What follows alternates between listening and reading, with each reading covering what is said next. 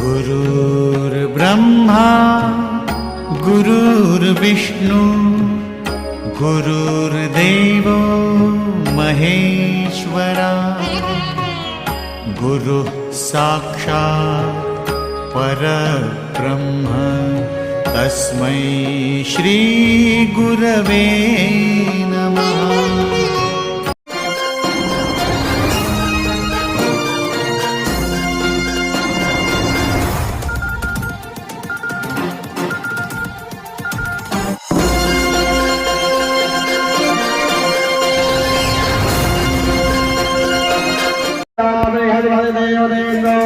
देवता वरुणो देवता चंद्रमा मनसो जातचक्षो सूर्यो वजायत धूर्वादवायुजगारचमुखाद किरजायत चंद्रमा मनसो जातचक्षो सूर्यो वजायत श्रोत्रादवायुजगारचमुखाद किरजायत। हरि ओम मायरग्नो हरे गजाननमे अद्भुतसवे रग्नो सर्वगणग्नो सदाये आत्मदानि प्रदासानि लोकदान्य भयदन्यि भजामहुलाम्ये करो तन्नं वयोरे दोषमाशुधार्तो।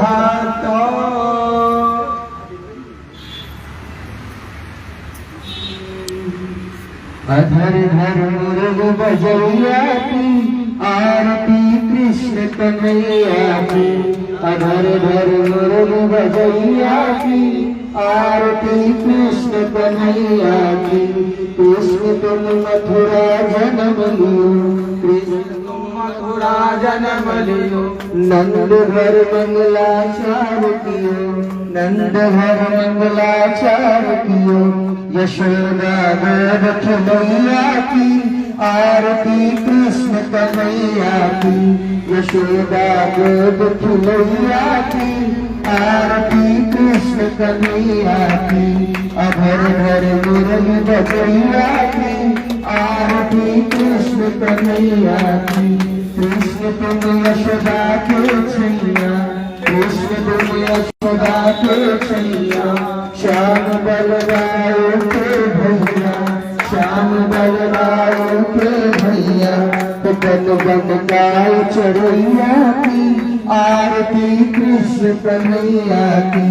बन बन गाय चढ़ैया की आरती कृष्ण कन्हैया की। अधर धर मुरल बजैया की आरती कृष्ण कन्हैया की। कृष्ण तुम कंसासुर मारो कृष्ण तुम कंसासुर मारो। श्याम तुम भूमि भार तारो श्याम तुम भूमि भार तारो। कालिया नाग नथैया की आरती कृष्ण कन्हैया की। कालिया नाग नथैया की आरती कृष्ण कन्हैया की। अधर धर मुरली बजैया की आरती कृष्ण कन्हैया की। अधर धर मुरली बजैया की आरती कृष्ण कन्हैया की। कर्पूर गौरम करुणावतारम संसार सारम भुजगेन्द्रहारम सदा वसंतं हृदयारविन्दे। अहं भवानी सतं नमामि त्वमेव माता च त्वमेव त्वमेव बन्धो च त्वमेव त्वमेव विद्याधनं त्वमेव त्वमेव सर्वं देव देव। मुरली बजैया की आरती कृष्ण कन्हैया की। अधर धर मुरली बजैया की आरती कृष्ण कन्हैया की। आरती कृष्ण कन्हैया की आरती कृष्ण कन्हैया की। सोमाय स्वाहा। बोले महाराज बहुत हवन कराए कोई लाभ नहीं मिलता नुकसान हो रहा। देवता शुद्ध हवि को ग्रहण करते हैं।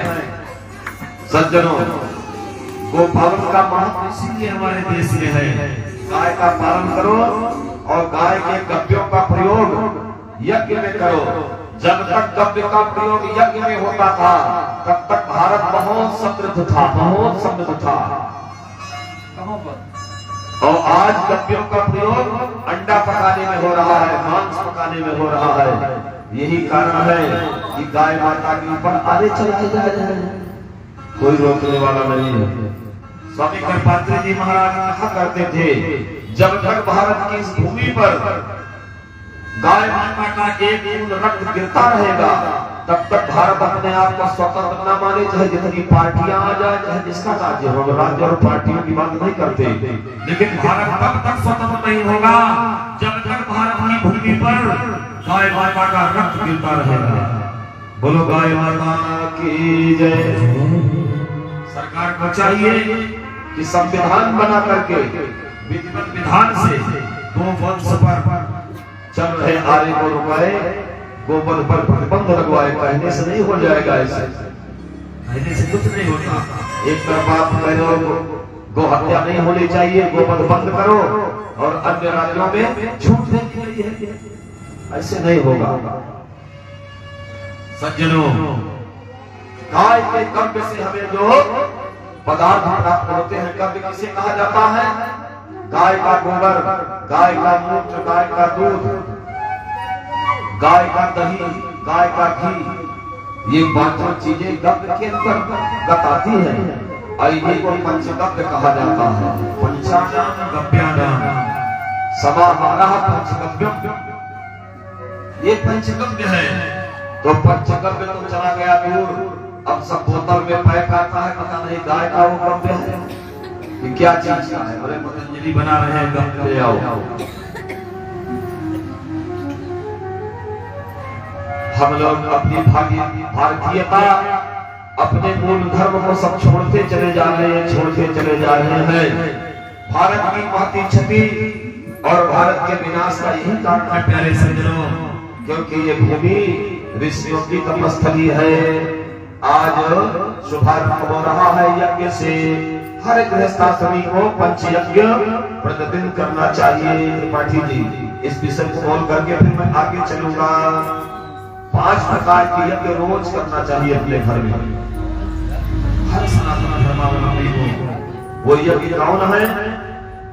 बोले अध्यापनम ब्रह्म यज्ञः, पितृयज्ञस्तु तर्पणम्, भोगो दैवो बलिर्भवतो निर्यज्ञो तिथि पूजनम्।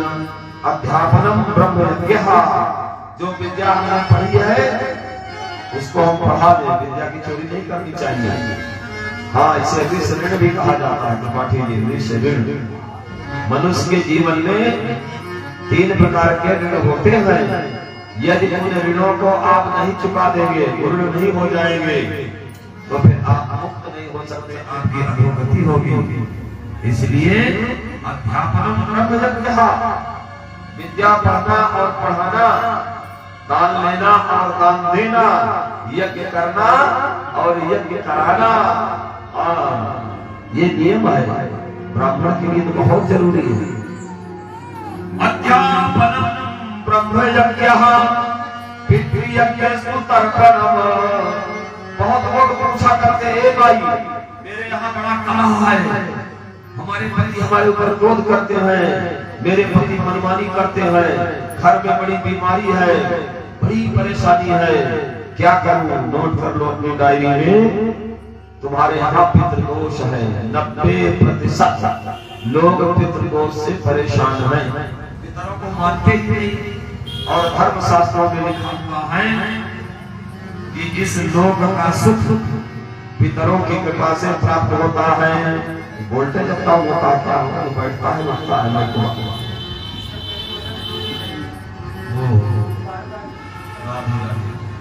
तो इसलिए प्यारे सज्जनों, यज्ञों के अभाव में बहुत दुख भोग रहे हैं।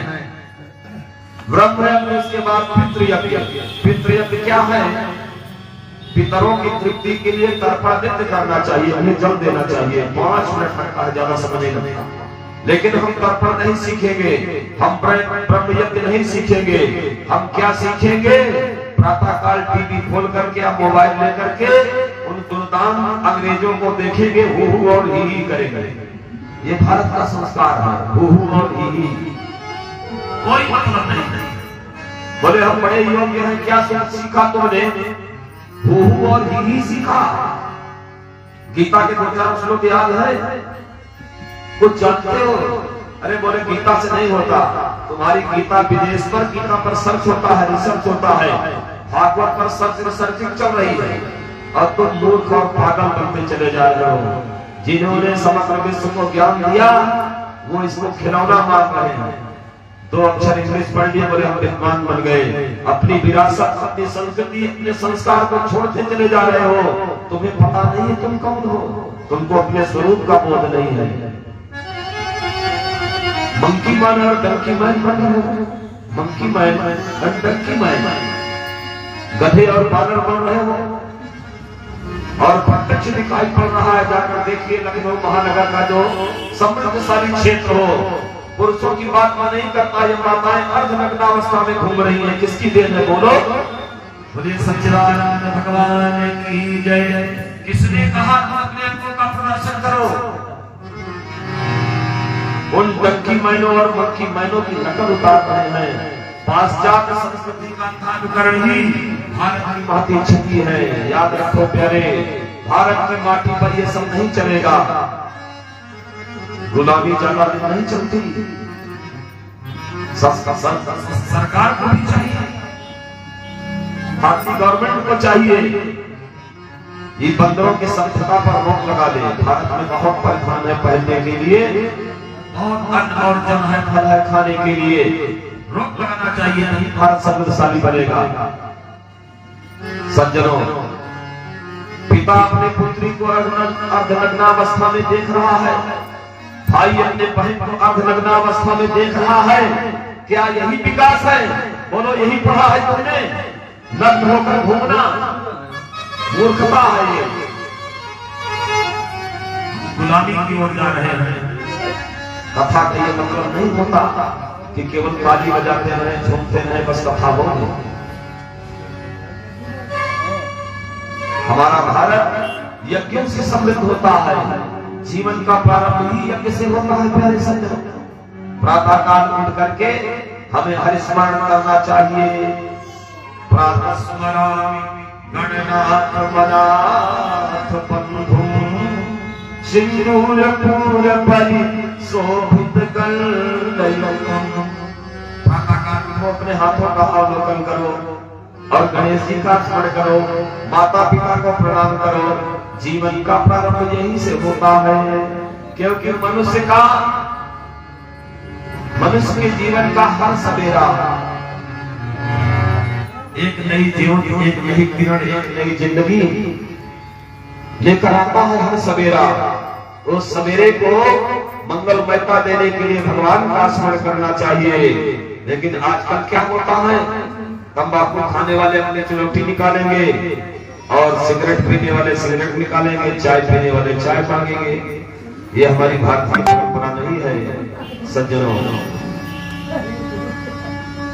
तो पितृयज्ञ तर्पण, नित्य पितरों का सम्मान करो, तर्पण करो, तो आपके घर की बीमारी अपने आप में ठीक हो जाएगी। पितरों की अतृप्ति के कारण घर में तमाम तरह की बीमारियां हो जाती हैं। लोग विक्षिप्त हैं। जहां ऐसी बातों समझ लेना कि पितृदोष है, बहुत बड़ा पितृदोष है। होमो दैवो, नित्य हवन करना, घर के वातावरण को पवित्र रखना, ये तीसरे नंबर का यज्ञ है। पहले हमारी माताएं आंगन में कुर्सी बनाती थी मिट्टी की, ना मिट्टी का पाट आंगन में रख करके, जो शुद्ध देसी गुड़ हुआ करता था गाँव में ना, गोलू में पेड़ करके निकाला जाता था गुड़, शुद्ध गुड़। उसमें कुछ मिलता नहीं था। आज के गुड़ में तो मिट्टी मिला देते हैं, आटा मिला देते हैं, बाजरे का आटा, काहे का आटा मिलाकर इसको दानेदार बनाते हैं। शुद्ध गुड़ और गोघृत मिला करके उससे हवन किया जाता था प्यारे। पूरा घर महक जाता था, वातावरण पवित्र हो जाता था। आज उसी घर में क्या किसी भारतीय ने आपको बताया है? तुम ऐसे विज्ञान, ऐसे वास्तु को क्यों मानते हो कि पूरे घर के अंदर गंदी नालियां हो, गंदा पाइप लगा हो, पूरे घर में घुमाओ उसको और उसी में निवास करो। तुम ऐसे वास्तु विधा को क्यों स्वीकार करते हो? तुम्हारे पास घर है तो हमारे धर्मशास्त्र में वास्तु में जो चीजें जहां बताई गई है वही बनाओ।